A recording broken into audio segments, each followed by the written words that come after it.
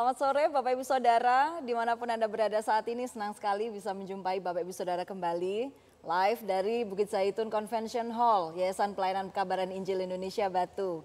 Inilah program kita, Life is Beautiful.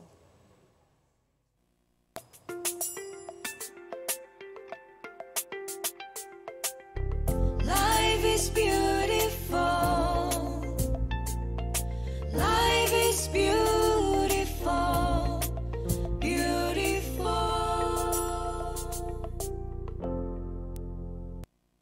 Ya, life is beautiful. Sesungguhnya hidup ini memang indah, kita harus nikmati karena hidup ini adalah anugerah Tuhan. Ya, dalam program ini juga kita berbincang-bincang tentang seputar kehidupan kita. Dan juga ada tips maupun juga ada hikmat untuk menjalani kehidupan. Dan tentunya setiap Selasa kami rindu bahwa setiap topik yang bisa dibawa ke ruang Bapak Ibu Saudara itu bisa menginspirasi dan juga bisa menolong menjawab setiap masalah dan juga kesulitan ataupun juga ya semua yang terjadi di sekitar kita sehingga kita bisa menemukan solusinya sama-sama. Ya, sore hari ini kita akan berbicara satu tema yang khusus. Kita bicara tentang trustworthy. Bicara tentang dapat dipercaya. Apakah dapat dipercaya itu? Nah, kalau kita melihat ya bahwa kepercayaan itu adalah satu unsur yang penting dalam sebuah hubungan dan juga dalam komunitas sosial. Namun apabila terjadi kerusakan di dalam hubungan atau sesuatu yang menjadi tidak baik, perpecahan atau sesuatu yang nampaknya tidak bisa enak gitu ya dalam satu hubungan, itu karena disebabkan oleh ketidakpercayaan. Sore ini kita akan berbincang-bincang dengan narasumber kita, dan yang terpenting kenapa perempuan itu harus menjadi satu pribadi yang dapat dipercayai. Kita akan segera menjumpai narasumber kita sore hari ini. Saya akan segera kembali setelah informasi berikut ini.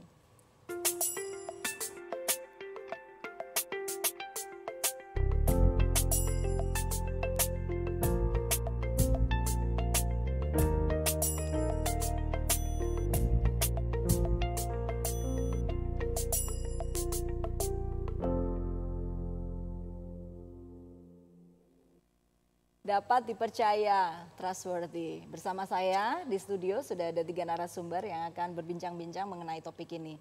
Nah, Bapak Ibu Saudara, kalau ada pertanyaan ataupun juga ada pengalaman boleh dituliskan dalam live chat. Sehingga saya bisa membacanya atau nanti kalau memang itu adalah pertanyaan, nanti narasumber kita akan bisa membantu untuk menjawab permasalahan yang sedang Bapak Ibu Saudara hadapi. Baik, saya akan temui terlebih dahulu Ibu Melda. Selamat sore. Selamat sore Ibu Silvi, selamat sore semua ibu-ibu yang ada di sana yang ikutin acara ini. Shalom. Sehat ya Bu? Sehat, puji Tuhan. Ya. Bu Susana, selamat sore. Selamat sore Ibu Silvia. Iya, apa kabar Bu? Puji Tuhan, baik. Iya. Harap pemirsa juga baik-baik semua ya, sehat. Ya. Ibu Dina, selamat sore. Selamat sore, Ya. Ibu Silvi, selamat sore Bapak Ibu yang mengikuti acara sore hari ini. Ya, kita temanya ini tentang trustworthy, tentang dapat dipercaya. Nah, kalau kita lihat biasanya ya, kalau sekarang misalnya kita belanja di e-commerce ya, Tokopedia atau apapun gitu ya, selalu ada trusted seller gitu kan. Itu kan berarti kan ada orang yang tiap kali beli terus kemudian sellernya itu bisa bertanggung jawab dengan baik seperti itu ya. Atau mungkin kalau kita lihat misalnya toko-toko gitu, terpercaya sejak sekian toko obat dan lain sebagainya. Nah, menurut Ibu sebenarnya trustworthy atau dapat dipercaya itu gambarannya seperti apa sih?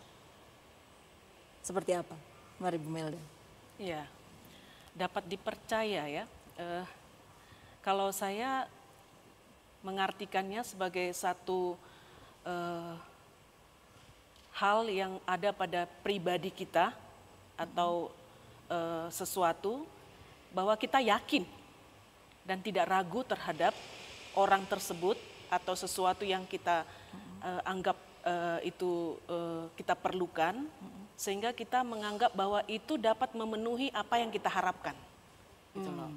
Berarti ada kualifikasi di dalamnya yang memungkinkan kita berkata bahwa oke, aku percaya ini, aku percaya dia, gitu loh. Dengan gitu. kata lain memenuhi harapan sehingga kita bisa percaya. Mari Bu Susana. Apa yang maksudnya yang bisa dipercaya itu seperti apa?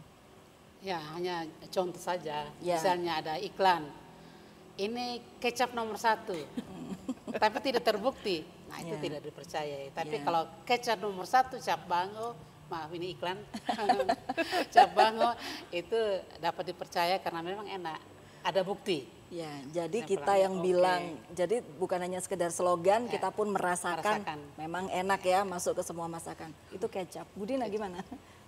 Ya kalau saya ya kalau definisi sudah tadi memang seperti itu.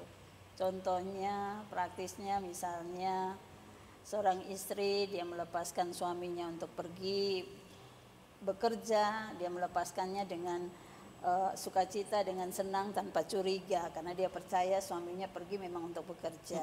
Kalau seorang suami dia mengizinkan istrinya untuk pergi keluar entah untuk kegiatan apa saja dia izinkan tanpa curiga karena dia tahu istrinya dapat dipercaya gitu ya. Ya bisa bertanggung jawab dengan apa yang dia kerjakan. Seorang anak diizinkan orang tuanya pergi merantau untuk belajar jauh dari mamanya, dari bapaknya karena orang tuanya tahu dia bisa melakukan tugas utamanya, belajar dan sebagainya. Ya contohnya seperti itulah. Iya, dengan demikian bahwa memang kita punya pengalaman pribadi dulu sepertinya ya. Jadi kan kalau anak-anak, suami itu kan kita tahu karena kita hidup dengan mereka sehingga udah kamu keluar, mama tahu kamu begini gitu. Jadi terus kemudian rasa misalnya makanan gitu. Oh iya memang enak saya alami sendiri. Kemudian yang bisa diharapkan, bisa diandalkan itu memang benar ya. Tapi kan kadang-kadang ya hal yang masalah kepercayaan ini kayak apa ya, kayak kaca atau sesuatu yang fragile ya atau rapuh gitu. Sekali pecah itu kembalinya itu akan sulit gitu loh. Menunggu membangunnya lama, sekali pecahnya sebentar, membangunnya lama gitu. Nah, jadi menurut ibu-ibu kira-kira apa sih yang menyebabkan kepercayaan itu hancur? Apa? Jadi misalnya kayak ya misalnya melepaskan anak suami atau mungkin apa ada pengalaman yang lain. Apa yang menyebabkan kepercayaan kita itu hancur terhadap sesuatu, terhadap seseorang? Mari Bu Susan terlebih dahulu.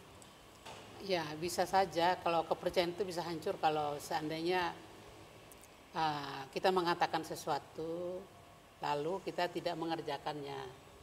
Atau kita memberikan kepercayaan kepada seseorang tapi orang itu tidak membuktikan bahwa dia katakan tadi ya, tapi dia tidak membuktikan bahwa pekerjaan itu bisa terselesaikan. Nah lain kali orang tidak percaya lagi itu. Ya, jadi itu menyangkut apa ya? Kita nggak melihat buktinya bahwa dia bisa melakukan sesuatu. Bu Melda gimana? Ya, kembali tadi seperti yang definisi yang saya sebutkan tadi, ternyata orang tertentu yang kita harapkan ya untuk dapat memenuhi apa yang kita inginkan itu ternyata tidak sesuai gitu loh. Dan dia melenceng daripada arah apa yang kita harapkan tersebut. Bisa jadi itu mungkin oleh karena kalau pribadi ya, itu karakternya memang tidak terbentuk sehingga sisi yang ditampilkan atau dibuat dalam pribadinya bukanlah yang aslinya, tetapi memanipulasi dengan segala bentuk mungkin kebohongan sehingga yang ekspresikan atau yang dihasilkan dari pribadinya juga menghasilkan hal-hal yang tidak sesuai dengan harapan orang lain begitu. Ya, jadi dengan kata lain manusia yang dari dalamnya itu tidak menampilkan sesuatu yang benar-benar bisa dapat dipercaya. Gimana Bu Dina?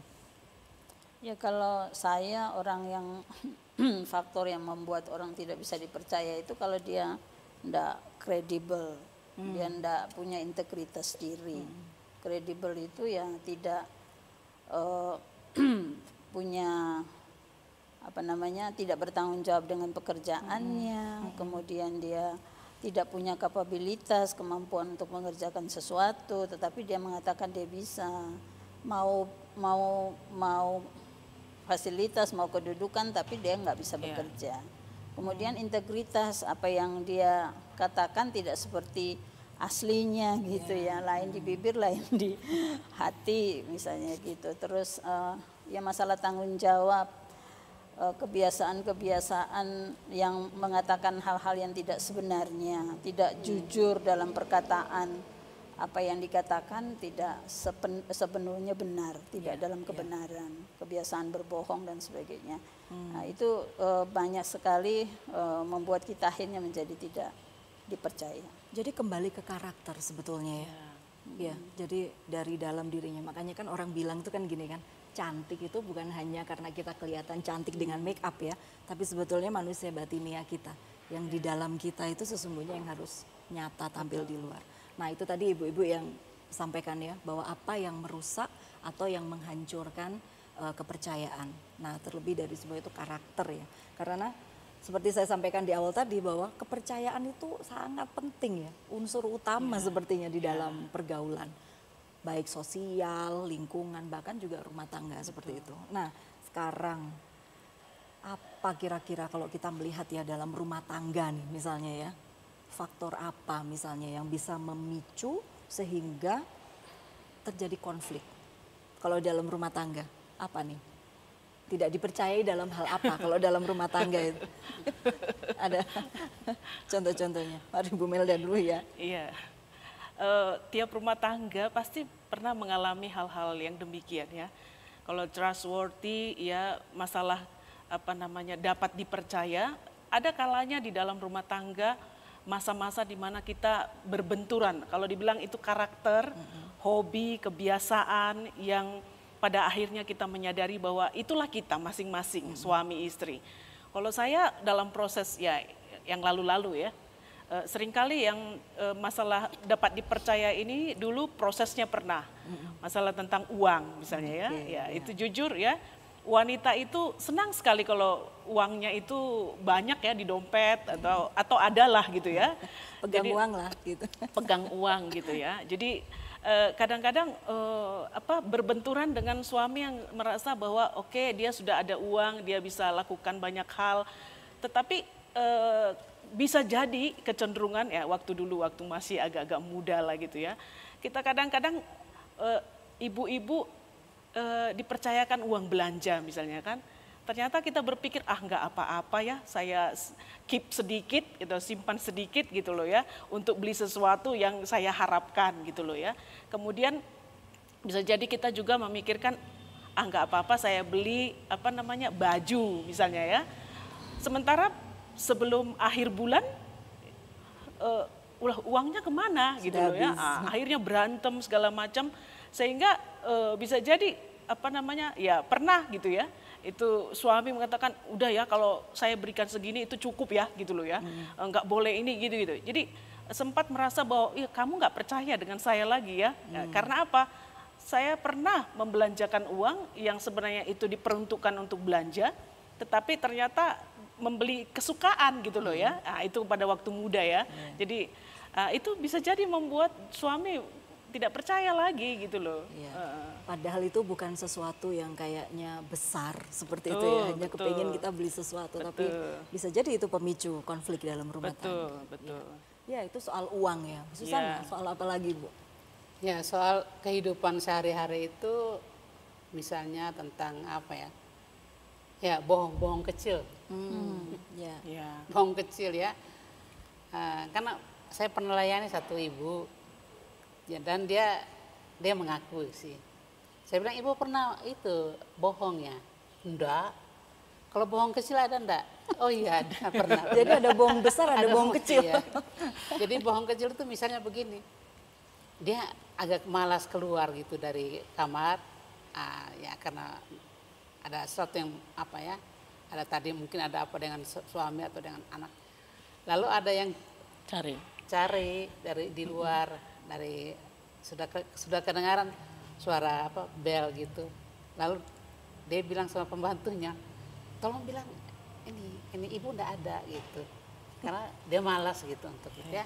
Dia malas karena memang hatinya waktu itu belum beres gitu. Jadi bohong kecil atau tipu-tipu putih gitu ya, bohong putih. Untung nggak dibilang sama pembantunya begini ya, kata ibu nggak ada gitu. Sering itu ya. Jadi bohong OTW juga ya Bu Susana juga ya, OTW gitu. ya. Padahal belum berangkat bilang OTW. Ke Surabaya tapi masih di Batu gitu. Iya. Nah, jadi itu bisa ya menimbulkan konflik juga dalam rumah ya. Iya. Kalau kira-kira suami istri itu ada nggak bohong kecilnya, Bu? Ya mungkin kayak soal duit itu tadi ya, Iya. soal uang ya, nyimpennya di ujung sekali, bilangnya nggak ada tapi sebenarnya masih ada. Iya. Ada nggak kira? Oh iya. Iya. Ya sampai kan kadang-kadang suami atau anak-anak bilang, mami bilang nggak ada uang padahal ada uang. Iya, iya. Maksudnya uang itu disimpan untuk kepentingan mereka juga gitu. Tapi ya ada apanya ya, Bawang mengatakan putih tuh. sesuatu ya, bawang putih lah gitu ya. Gimana, Itu kan gimana? kebanyakan terjadi. Ini bawang putih ada abu-abu. Gimana? Kalau Bu Lina? bohong suami istri kecil-kecilan itu misalnya soal anak, soal keluarga misalnya, hubungan dengan mertua atau apa gitu.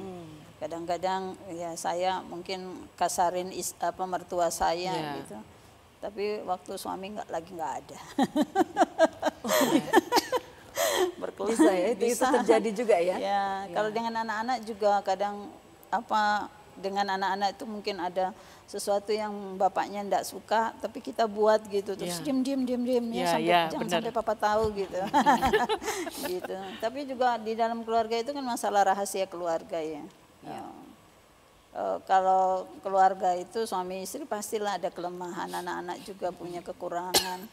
Tapi kadang-kadang kita bisa menjadi pribadi yang tidak bisa dipercayai karena kita mengumbar kekurangan pasangan kita kepada orang lain. Entah untuk dapat simpati lah, entah untuk dapat apa. Tapi Apalagi kita di tempat yang tidak tepat ya, ya, mungkin sharingnya kepada tempat yang tidak tepat dan orang yang tidak tepat. Kadang-kadang di Facebook itu juga orang karena what's your mind kan gitu, on your mind. Jadi apa saja mau dikatakan begitu, padahal itu semua rahasia ya rahasia keluarga yang seharusnya tidak perlu diumbar gitu.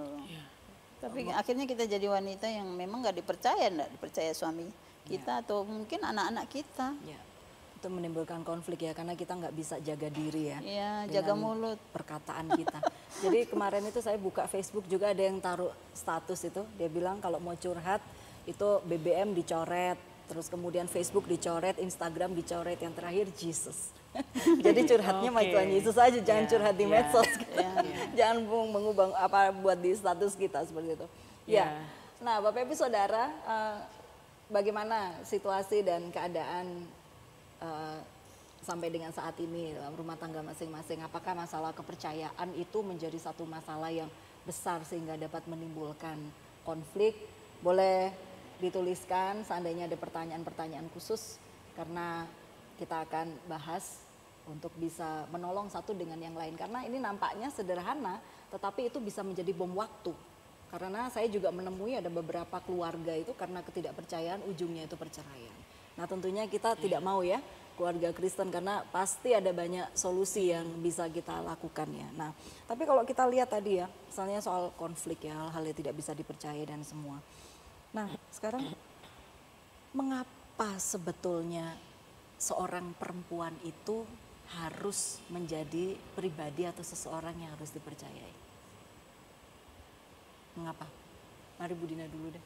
Ya karena peran kita sebagai seorang perempuan, entah itu istri, sebagai seorang ibu itu kan perannya besar. Kalau Ya. kita sudah jadi orang yang nggak dipercaya, kita sudah tidak bisa bermain dengan peran kita, baik menjadi penolong, baik menjadi ibu yang membangun generasi penerus bangsa, penerus gereja.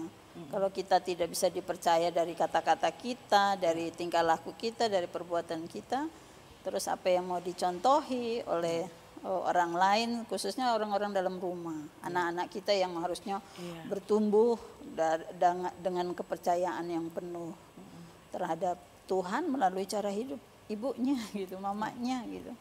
Jadi memang itu tanggung jawab besar, tanggung jawab berat, dan Alkitab juga mengatakan begitu ya. Seorang pemimpin harus cari istri yang memang harus dapat dipercayai, 1 Timotius 3 itu. Harus dapat dipercayai karena memang istri itu dia bisa jadi penolong tetapi juga dia sekaligus jadi penghancur kalau dia tidak bisa dipercaya. Iya. Jadi perannya sangat luar Iya, biasa. dia ya. bisa menghancurkan suaminya dengan cara hidupnya yang Di tidak bisa balik dipercaya. keberhasilan seorang suami ada istri yang luar biasa, tapi di balik kehancurannya juga ada yang menimbulkan kerusakan seperti itu, boleh dibilang seperti itu ya, kita bicara karena kita sesama ya. Gimana Bu Susana? Bu Susana melihat hal ini? Ya, jadi teladan itu lebih berbicara daripada perkataan kita, nasihat kita atau khotbah kita. Ya, kata waktu belajar homiletik tuh dikatakan begitu. Oh, khotbah saudara itu ya bagus, tapi teladan itu lebih berbicara kepada jemaat atau kepada ya keluarga daripada perkataan yang bagus, yang indah ya. Ya, saya ingat tadi Ibu Dina katakan itu dari 1 Timotius 3. 1 Timotius 3, kemudian yang Amsal 14 ayat 1 itu bilang begini. Perempuan yang bijak mendirikan rumahnya, tetapi yang bodoh meruntuhkannya dengan tangannya sendiri. Jadi memang peranan wanita itu sangat menentukan, dia mengokohkan rumahnya atau dia menghancurkan rumah tangganya gitu. Sangat menentukan ya. Itu yang selalu berbicara ke saya ya. Kalau kadang-kadang emosi atau apa gitu ya, yang suami emosi, istri atau kita emosi, sama-sama emosi kan tidak bisa. Nah, mesti ada satu yang mengalah. Artinya satu menahan diri. Dan saya selalu ingat perkataan ini, perempuan yang bijak tidak boleh menghancurkan rumah tangganya dengan tangannya sendiri. Jadi betul-betul ya, karena perannya itu begitu luar biasa, tidak hanya sekedar dia mensupport suaminya, tapi juga ada anak-anak. Gimana Bu Milda? Iya, karena Tuhan menciptakan kita, bahkan menjadikan kita sebagai wanita dengan fungsi kita gitu loh ya. Peranan kita memang sudah ditentukan sejak semula. Dan Amsal pasal 31 itu lengkap sekali ya, bahwa seorang istri itu fungsinya di tengah-tengah keluarga itu baik untuk suami, baik itu untuk anak, bahkan sampai untuk makan mereka, pelayan-pelayan, sampai kepada masa depan. Jadi itu Alkitab sudah katakan bahwa kita wanita memiliki fungsi seperti itu. Nah, jikalau kita tidak melakukan fungsi itu, maka sebenarnya kita pertama tidak bisa dipercaya Tuhan gitu loh. Bahwa kita tidak bisa dipercaya Tuhan sebagai sejatinya kita diciptakan gitu loh. Jadi ketika kita menyadari itu bahwa kita bisa salah untuk mengemban panggilan kita sebagai wanita. Jadi kalau dibilang kita harus dapat dipercaya karena Tuhan mau kita demikian. Alkitab mengatakan bahwa kita sebagai wanita ada fungsi yang harus kita laksanakan dalam hidup hari-hari. Khususnya untuk anak-anak ya, kalau Ibu Susana katakan tadi teladan kita berbicara gitu ya. Satu kali pernah saya berjanji kepada anak saya yang bungsu ya, bahwa saya akan belikan dia kalau dia melakukan sesuatu yang saya minta gitu ya. Dan dirupanya dia berjuang untuk melakukan hal. Tapi saya sudah lupa dengan janji saya. Ketika dia datang katakan, "Mam, aku sudah selesai lakukannya." Oke, good gitu aja, bagus gitu ya. Tapi ketika waktu berlalu dia tuntut saya, dia tunggu apa yang saya janjikan gitu loh. Namun satu ketika kenapa dia merengut, kenapa dia begitu cemberut sama saya, bentak-bentak gitu ya. Jadi saya dudukkan satu kali, saya katakan kenapa kamu begitu? Langsung dia katakan bahwa mami sudah janji gitu ya. Aku sudah lakukan apa yang mami mau gitu loh. Dan mami tidak tepati ya gitu ya. Wah, saya rasa di situ runtuh ya semua ya, apa yang saya ini harapkan dari peran saya kepada dia gitu ya. Lalu saya minta maaf dan berjanji ya bahwa tidak akan lagi terulang, maafkan mami lupa gitu ya. Jadi fungsi kita itu terhadap anak, terhadap suami, dan juga belum lagi dalam pekerjaan ya, bahwa kita berperan untuk menghasilkan hal-hal yang mempermuliakan nama Tuhan. Ya, kita masih akan bicarakan lagi dalam hal ini dengan lebih mendalam ya. Bapak Ibu Saudara, saya akan segera kembali setelah informasi yang berikut ini.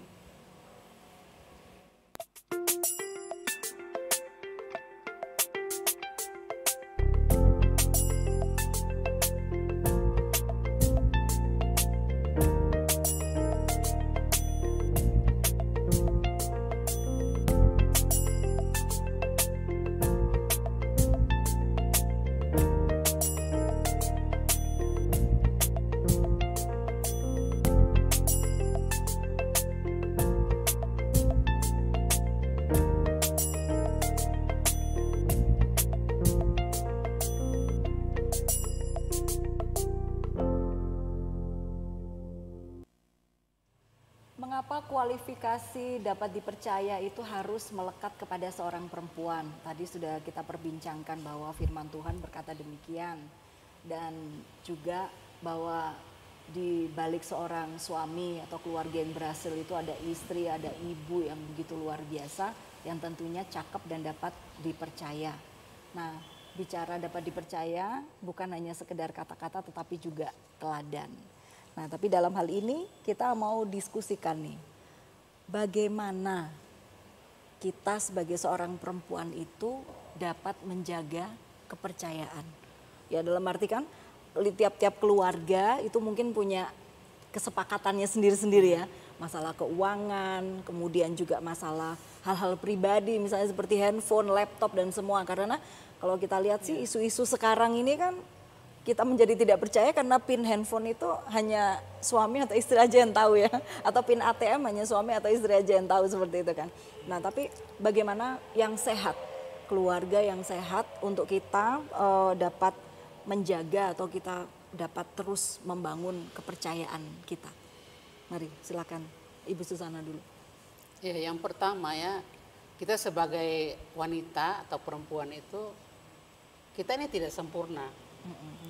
Nah, kita orang-orang di bawah keberdosaan kita itu kadang-kadang terulang-ulang, apa yang kita janjikan kadang-kadang kita tidak tepati dan sebagainya.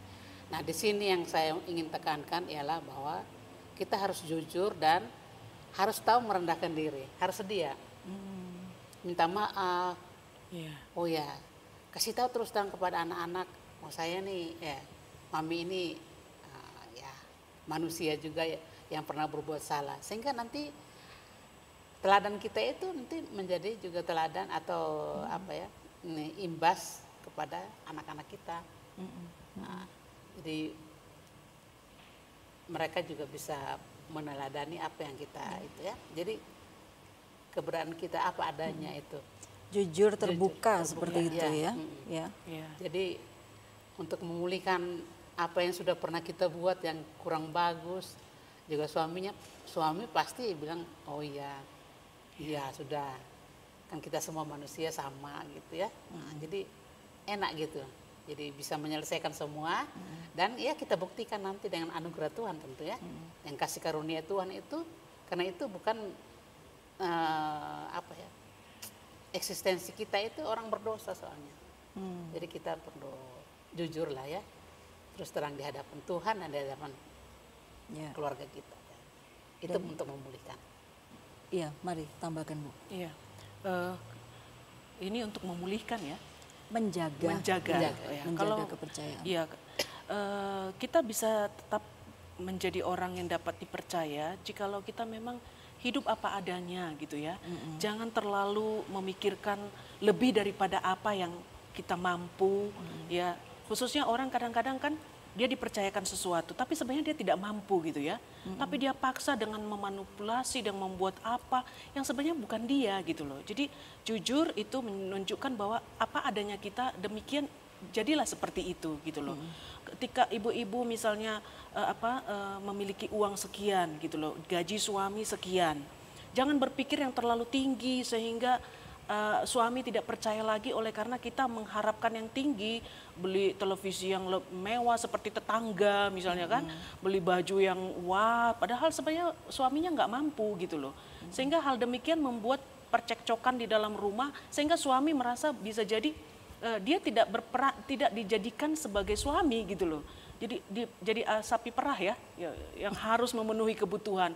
Maka terbuka apa adanya dan melihat diri kita, kemudian jujur, kemudian komunikasi itu ya, sehingga kita perlu, misalnya kadang-kadang ibu-ibu seringkali hal-hal yang dipikirkan itu sampai detail-detail bukan, yang suami kadang-kadang nggak, tapi ketika suami tidak paham itu bisa bentrok ya, tapi komunikasi itu membuat semua kita bisa saling menjaga satu dengan yang lain. Anak-anak bisa percaya kepada kita karena kita mengkomunikasikan apa yang kita mau dengan baik.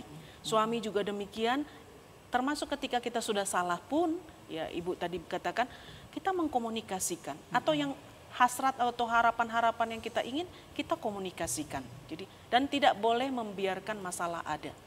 dan tidak terselesaikan dalam rumah. Nah, gitu. Komunikasi tepat waktu itu akan mendatangkan solusi yang luar biasa ya. Mari Bu Dina.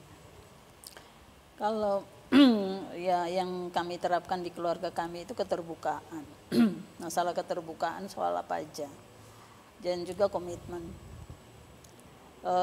Soal keuangan kami sejak awal pernikahan sudah komitmen bahwa keuangan kita itu dikelola bersama dan terbuka, tidak ada yang disembunyikan walaupun mungkin ada rekening masing-masing.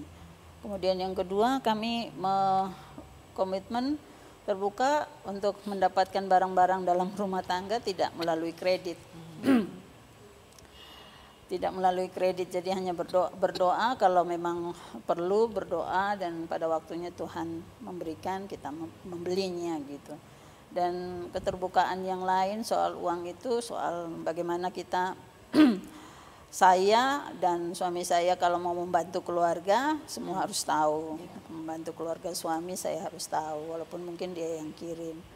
Seperti itu. Jadi itu semua dijaga sampai sekarang supaya kami saling percaya satu dengan yang lain.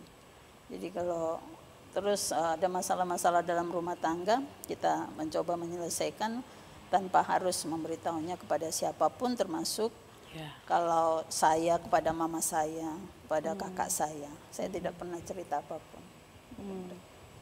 Jadi betul-betul kita bisa menjaga rahasia ya. Karena ya kita kembali tadi ke firman Tuhan yang tadi disampaikan ya, bahwa dapat dipercaya paling tidak kita sudah melihat itu ada di dalam firman Tuhan, baik di perjanjian lama maupun di perjanjian baru ya, di 2 teks di Timotius maupun juga di Amsal. Hati suaminya percaya kepadanya, atau kualifikasi sebagai seorang istri gembala itu atau diaken ya, itu yang dapat dipercaya. Nah jadi kalau kita lihat situasi atau kondisi yang sekarang ya dengan konflik-konflik rumah tangga dan semuanya, sebetulnya yang paling apa, yang istilahnya yang kalau kita lihat itu yang paling mendasar konfliknya itu kalau ibu-ibu lihat itu apa ya, selain mungkin istri kan karena kuota ngomongnya banyak ya, jadi mungkin suaminya itu mungkin capek dengar suaranya kayak gitu, itu apa kalau dilihat dalam hal itu? Mari Bu Melda. Penyebabnya ya yang seringkali memicu sebenarnya hal-hal simpel ya, hal-hal sederhana bisa memicu percekcokan, akhirnya itu bisa menjadi besar. Termasuk masalah komunikasi tadi gitu loh, dengan latar belakang kami pernah melayani jemaat, kami punya jemaat tuh suami istri itu seperti saya dan Pak Eansen tuh beda budaya kan, jadi antara saya orang suku Batak, beliau Sulawesi, kemudian saya anak sulung, kemudian beliau anak bungsu ya nomor 2. Di situ aja perbedaan itu bisa memicu cara kita berkomunikasi, cara kita berbicara, itu bisa sudah menjadi konflik. Apalagi itu yang dari tadi saya pikir, kalau Amsal katakan hati suaminya percaya, maka sebenarnya kita harus tahu peran kita atau posisi kita masing-masing, itu yang utama. Istri harus tahu bahwa dia adalah orang yang harus support suami gitu loh. Dan dia harus mendukung suami. Jikalaupun ada hal-hal yang tidak tepat, bukan berarti seperti Ibu Dina katakan tadi, kita berhak untuk membeberkan kekurangan-kekurangannya gitu loh. Maka cara satu-satunya adalah hormati, saling menghormati satu dengan yang lain. Suami menghormati istri, istri pun ya selain tunduk dan sangat menjaga wibawa. Jadi ada kadang-kala ya, dari budaya-budaya tertentu bisa jadikan suami di depan umum mencak-mencakkan istri yang marah gitu ya, dengan suami bisa suara yang keras apa, itu pun menjadi sesuatu yang tidak baik ya. Sehingga saya pikir itu ketika kita mau konflik-konflik itu bisa muncul dari hal sikap kita yang tidak menghargai satu dengan yang lain, termasuk pasangan, termasuk anak kita ya. Kadang-kadang cenderung saya bisa menegur anak saya ada kakak-kakaknya gitu ya, saya bentak-bentakin gitu ya. Itu juga sebenarnya membuat anak tidak percaya dengan saya dalam kelembutan saya gitu loh. Nah itu sampai hari ini saya berjuang. Mama nih sayang sama saya apa enggak sih? Iya, Gitu. betul. Ya. Jadi berarti itu kita harus menghargai masing-masing anggota rumah gitu. Kalau kita keluar juga kita harus menghargai orang lain juga. Atau dalam pekerjaan kita harus menghargai atasan kita gitu ya. Menghargai orang di sekitar kita. Bahkan karyawan sekalipun ya. Kita wanita kadang-kadang kita kan lebih ini, tapi karyawan yang laki-laki pun kita mau kadang-kadang sehingga kita ini tidak menghormati. Nah, itu mungkin kuncinya bagi saya. Iya. Gimana Bu Susana? Ada pernah sharing rahasia dengan keluarga dan bagaimana itu tetap keep jaga itu dan tidak apa ya, maksudnya tidak di-share di mana-mana gitu. Ya, saya rasa ya kalau untuk itu ya kita belajarlah sebagai seorang wanita itu untuk takut Tuhan. Iya. Bukan hanya takut suami atau takut anak atau takut tetangga atau pimpinan, tapi belajar Iya. takut Tuhan. Kalau kita takut Tuhan, ya pasti kita kalau kita mengungkapkan sesuatu yang kita tidak senang dalam hati tentang suami kita atau tentang anak kita, kan kita pasti pikir Tuhan senang enggak ya kalau kita bicara ini Iya, kepada orang lain gitu. Iya. Ya, gitu aja. Iya. Dan salah satu di sini dalam 1 Timotius 3:11 tuh dikatakan juga hendaklah dapat menahan diri. Iya kan? Jadi kita harus penuh dengan apa namanya? Pengendalian diri. Budi Ya mau tambahkan. kadang-kadang memang karena kita ingin supaya orang muji kita, karena kita ingin orang bilang, wah kamu hebat dan sebagainya. Kadang-kadang memang akhirnya apa yang nggak perlu diceritakan pun diceritakan gitu. Apalagi di depan umum. Saya begini padahal kadang-kadang apa yang kita ceritakan itu bukan fakta, gitu. Kebohongan. Yang artinya kalau orang tahu kan orang akan tidak respect lagi kalau kita ngomong apapun tidak respect. Iya. Ya. Itu ingin ingin supaya dipuji. Ya. Kadang-kadang orang menjadi melakukan sesuatu yang tidak bisa dipercaya itu karena ingin itu. Saya kalau waktu bahas ini saya ingat itu bukan hanya ingin dipuji tetapi juga ada maksud-maksud licik. Ya sehingga kita akhirnya berlaku jahat atau berlaku tidak adil kepada orang lain atau bahkan kepada suami kita sendiri, akhirnya kita menghancurkan dia. Cerita walaupun itu cerita agak ekstrim ya, tapi saya pernah tuh dibilang ada cerita seorang istri kan suaminya pemimpin. Terus tadi rapat apa ya gitu. Dia korek-korek, tadi apa rapatnya apa sih isinya gitu. Suaminya kan takut, dia cerita kemana-mana bilang, awas ya kamu jangan sampai jadi kayak Delila gitu. Delila di Alkitab itu kan contoh ekstrim bagaimana seorang istri yang akhirnya tidak dipercaya memang karena sampai akhirnya menghancurkan suaminya kan. Karena dia merayu suaminya untuk menceritakan rahasia kekuatan suaminya hanya untuk dapat duit. Hanya untuk dapat uang. Dan itu dia rayu, tidur di pangkuan suaminya dengan bahasa-bahasa yang menghancurkan hati suami sampai akhirnya 1-2 kali suami tidak buka sampai akhirnya pun hancur, terbuka juga. Dan akhirnya Hancur beneran. dia dapat uang tapi suaminya hancur. Soal itu, jadi soal hedonisme, soal kekayaan, soal gaya hidup dan sebagainya. Kita bisa jadi perempuan yang nggak bisa dipercaya, malah tadi dikatakan ya kita menghancurkan hidup kita sendiri dan juga keluarga kita. Ya kita terbuka saja karena ini dari kita untuk kita ya, dan juga firman Tuhan ini awasan untuk kita semua ya. Jadi ini satu hal yang aktual yang mungkin saja bisa menyerang kita, tapi nanti kita akan discuss bagaimana kita menghandle supaya itu tidak menyerang diri kita. Baik Bapak Ibu Saudara, kita masih akan memperbincangkan hal tentang trustworthy lebih dalam lagi. Saya akan kembali setelah yang berikut ini.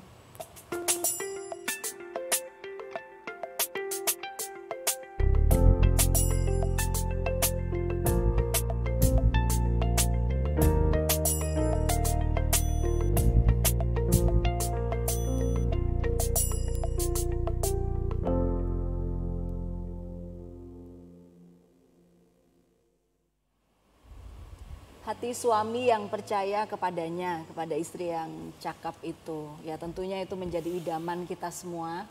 hati suami percaya kepada kita pun juga percaya kepada suami. Tidak ada rahasia di antara kita.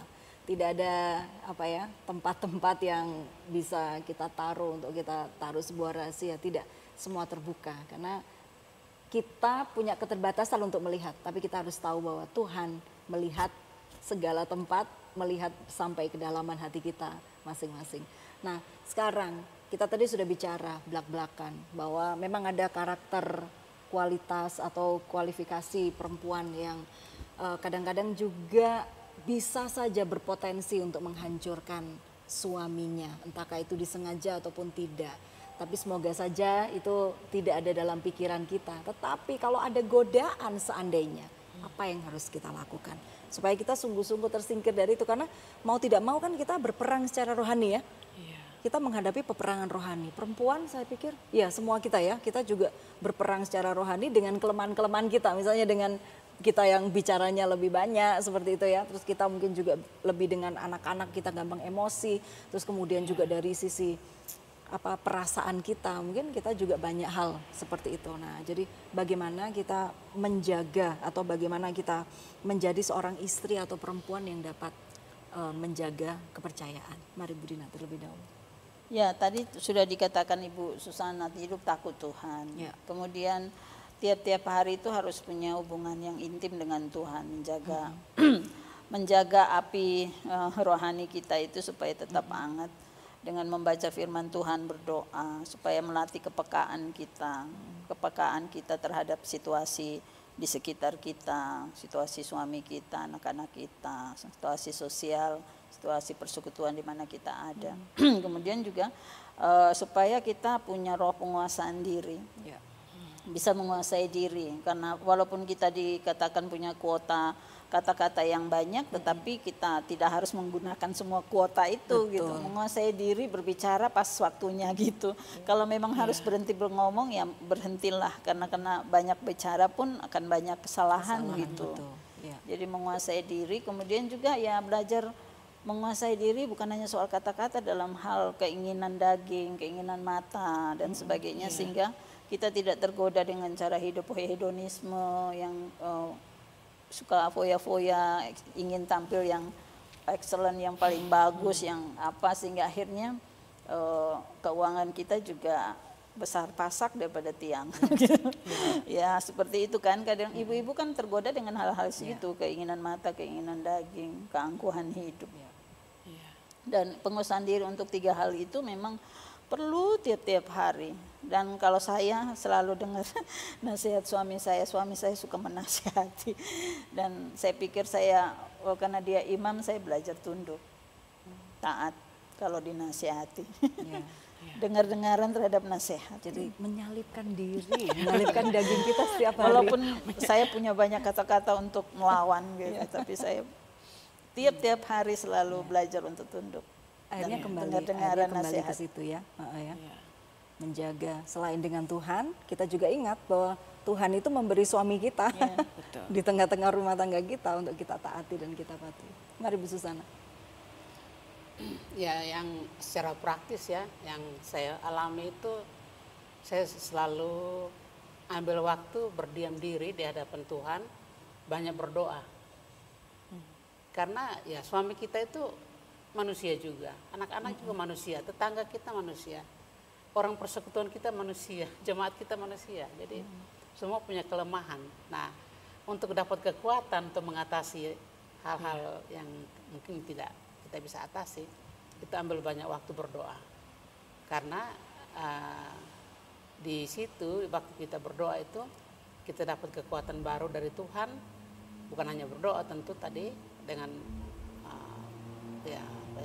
kita dapat asupan rohani dari Tuhan juga lewat firman-Nya, sehingga itu menjadi kekuatan bagi kita.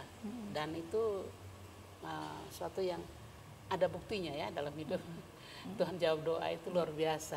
Kadang-kadang saya bilang sama Bapak, ya kalau kita tidak bertemu satu pendapat saya dan pendapat Bapak, kita berdoa saja dulu. Nanti pasti mungkin malam ini atau besok Tuhan jawab. Gitu. Gak usah kejar setoran, malam ini harus selesai kan gitu ya. Iya, jadi pasti Tuhan jawab ya. Jadi selain ada berdoa, kita selalu punya harapan. Sehingga kita tidak menjudge orang, kamu harus begini, tapi kita harus punya harapan bahwa orang itu bisa berubah gitu. Apalagi kita sebagai suami istri ya. Dengan tadi Ibu Melda bilang latar belakangnya beda-beda dan sangat berbeda ya. Nah, tapi Tuhan itu kalau kita banyak berdoa, bergantung pada kekuatan Tuhan, Tuhanlah yang akan bekerja, merubah. Ya. Itu yang pengalaman saja kecil. Jadi menjadi orang yang bisa dipercaya gimana Bu? Iya menarik karena memang kalau Amsal katakan pasal 31 ayat 10 itu istri yang cakap itu ya, cakap itu sudah termaksud bahwa orang yang benar, takut Tuhan, orang yang punya relasi dengan Tuhan gitu loh. Jadi satu-satunya kekuatan kita untuk menangkal hal-hal yang bisa memicu kita menjadi orang yang tidak dapat dipercaya adalah baik keluarga kita ataupun sesama kita adalah hubungan kita memang satu-satunya dengan Tuhan.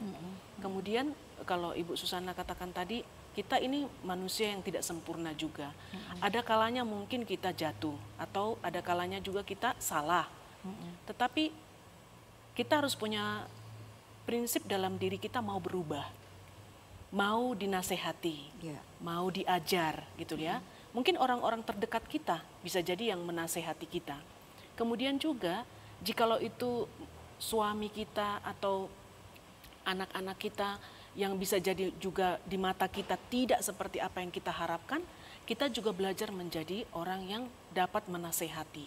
Bukan memperkatakan di luar tentang kekurangan orang, tetapi mau belajar untuk menolong orang lain bisa bertumbuh ataupun berubah. Jadi kita harus belajar untuk berubah, menerima nasihat, juga belajar untuk menolong orang lain juga untuk berubah dengan kita mau menasehati. Saya pikir itu. Ya, itu ya. Jadi untuk bagaimana kita perempuan atau istri menjaga kepercayaan, satu-satunya cara mengandalkan Tuhan ya dengan rohnya ya di dalam kita dan sedia untuk menerima teguran. Yang pertama dari suami kita. Betul. Orang yang hidup dengan kita, yang melihat kita, mengenal kita, apa adanya kita, seperti itu ya, dengan segala kekurangan dan kelebihan kita.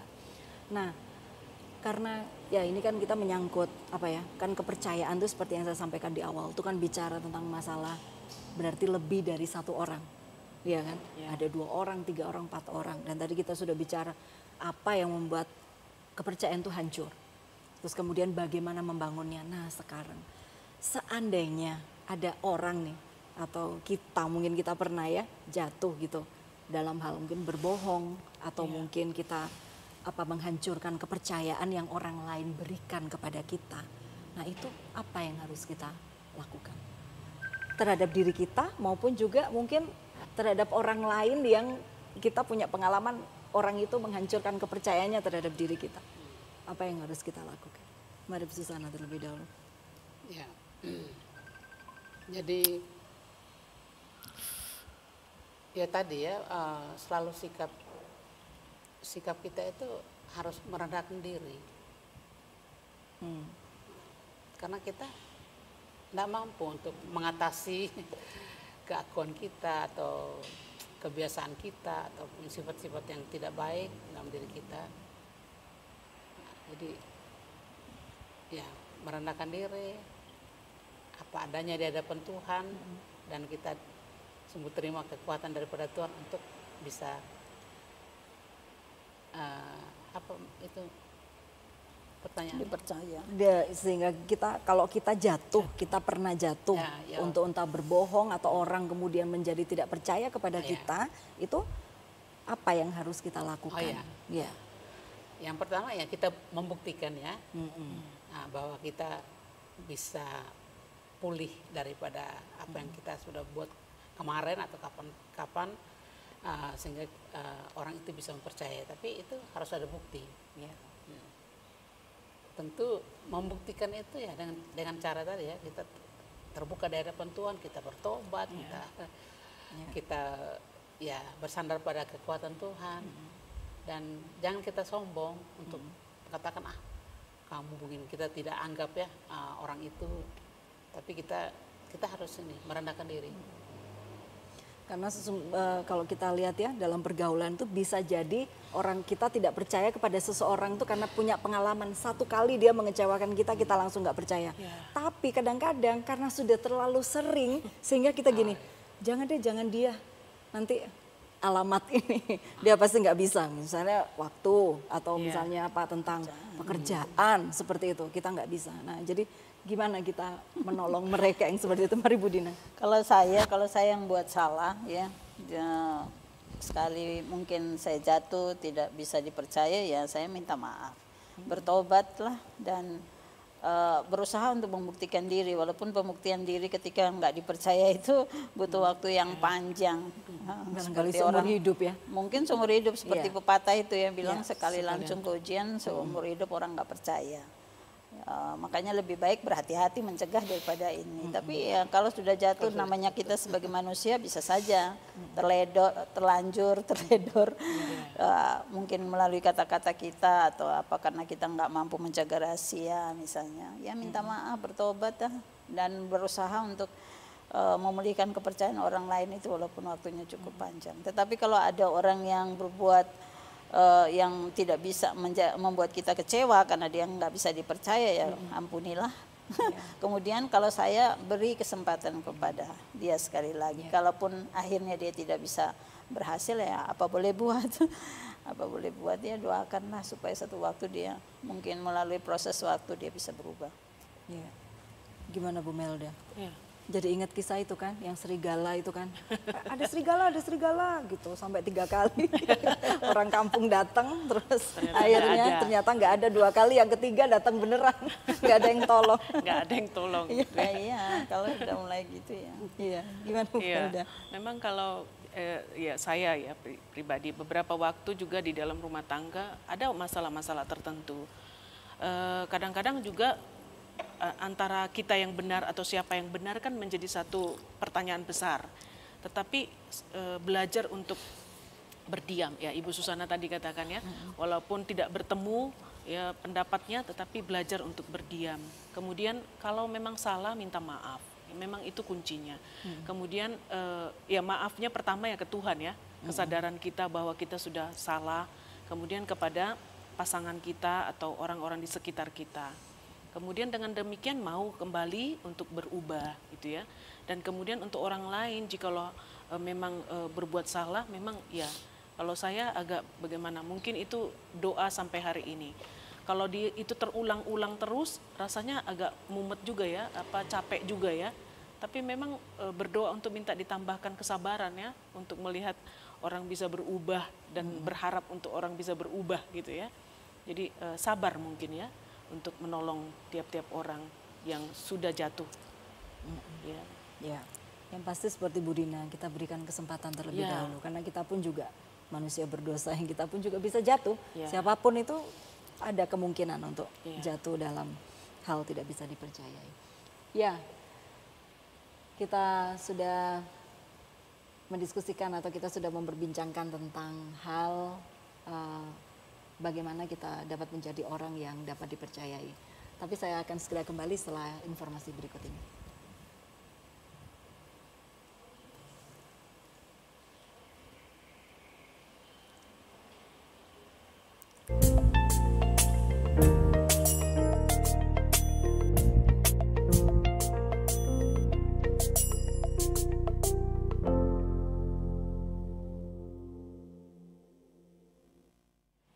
Kepercayaan dimulai dengan kebenaran dan diakhiri dengan kebenaran.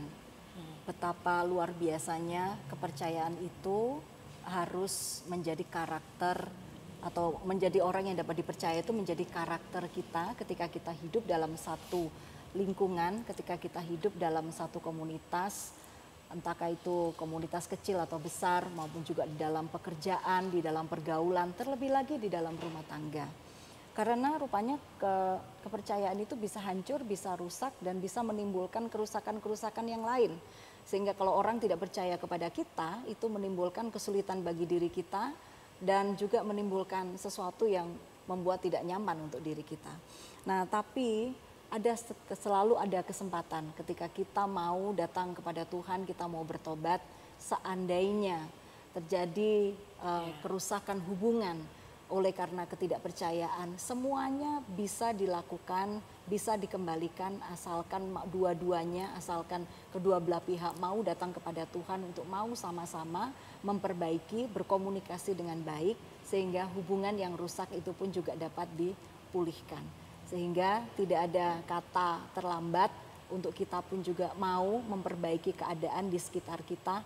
Secara khusus ketika kita berhadapan dengan anak, dengan suami, karena betapa pentingnya seorang istri itu menjadi pribadi yang dapat dipercaya.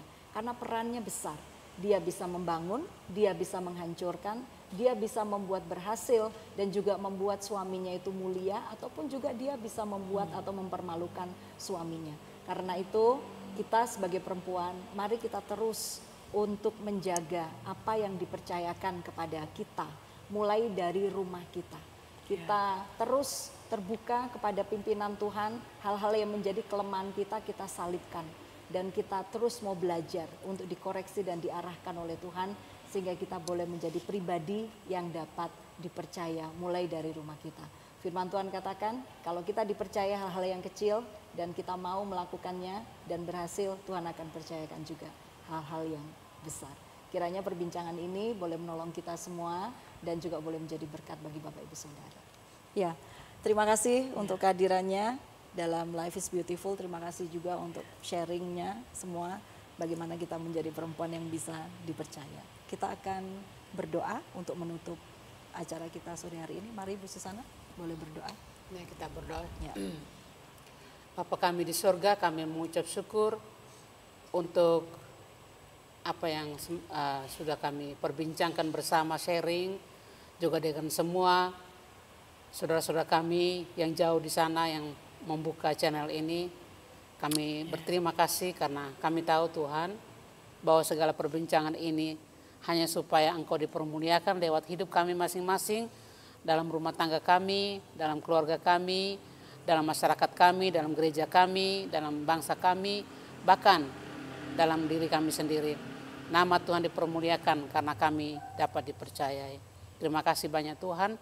Berkati semua pemirsa yang menyaksikan ataupun juga ikut serta di dalam siaran atau channel ini, talk show ini. Kami berdoa supaya Tuhan memberkati semua dan juga semua yang kami sudah perbincangkan biarlah menjadi berkat. Bukan hanya bagi semua saudara kami tetapi juga bagi kami secara pribadi. Tuhan menolong kami sehingga kami makin maju untuk mengikut Engkau, supaya kami menjadi ibu-ibu atau wanita atau orang-orang yang dapat dipercayai. Terima kasih Tuhan. Dalam nama Tuhan Yesus kami berdoa mengucap syukur. Haleluya. Amin. Amin. Terima kasih Bu Melda, Bu Susana, Bu Dina. Kita bertemu lagi dalam kesempatan yang akan datang. Nah Bapak Ibu Saudara, kita sudah mau mengakhiri program kita sore hari ini. Terima kasih untuk kebersamaannya. Kita akan berjumpa lagi hari Selasa depan dengan topik-topik seputar kehidupan kita. Tetap jaga kesehatan, tetap sukacita, karena hati yang gembira adalah obat. Saya Sylvia Takaliwang, segera undur diri. Tuhan Yesus memberkati.